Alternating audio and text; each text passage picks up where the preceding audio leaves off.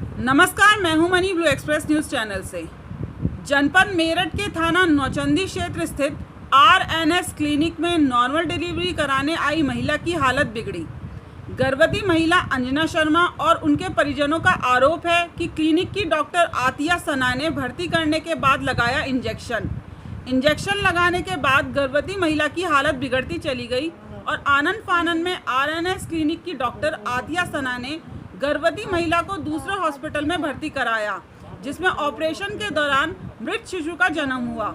इस बाबत जब ब्लू एक्सप्रेस न्यूज़ चैनल के संवाददाता मुख्य चिकित्सा अधिकारी से वर्णन लेने गए तो ना ही वे अपनी सीट पर मिले और ना ही उनसे कोई संपर्क हो पाया।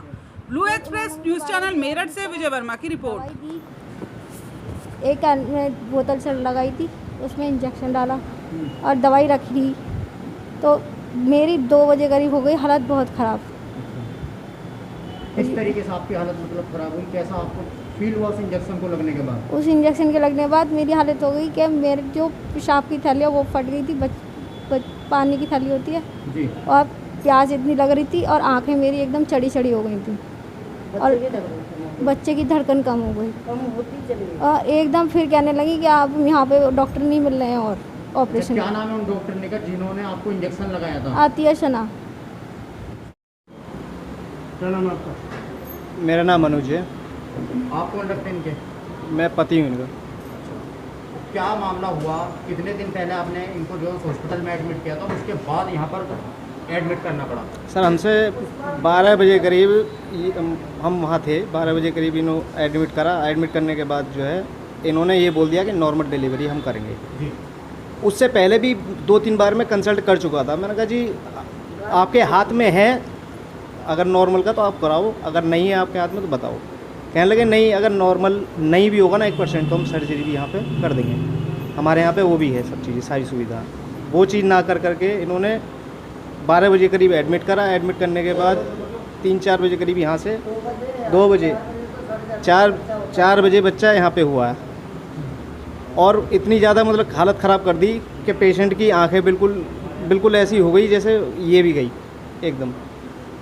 तो उस स्थिति में आपको यहाँ एडमिट करना पड़ा? उस एडमिट हमने नहीं करा, बस स्थिति ये हो गई थी कि बिल्कुल हमारे हाथ पैर बिल्कुल फूल गए।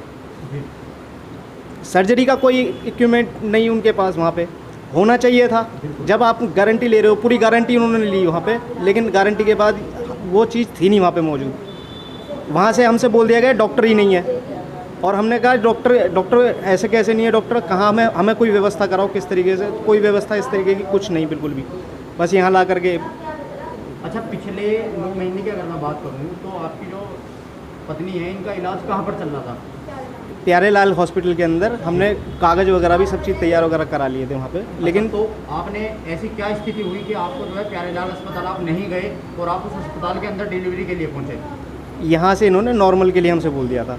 कहने लगे जी यहाँ पर नॉर्मल डिलीवरी हो जाएगी, अगर 1% यहाँ पे नहीं भी होती नॉर्मल तो हम सर्जरी का हमारे पास व्यवस्था है, हम सर्जरी भी यहाँ पे कर देंगे, हमें कोई दिक्कत परेशानी नहीं। 99% हमें कोई व्यवस्था नहीं है, आपका कहना है? हाँ जी, आपका कहना है कि वहाँ पर सर्जरी की कोई व्यवस्था नहीं है? सर्जरी की कोई व्यवस्था है ही नहीं साहब। अगर होती वहाँ पे कोई व्यवस्था तो वहाँ होता, वहीं पे होता है। यहाँ ला कर के वहाँ से लेके आए हैं, फ़ोन कर रहे हैं डॉक्टर को, डॉक्टर आ रहा है 1 घंटे बाद, 1.5 घंटे बाद।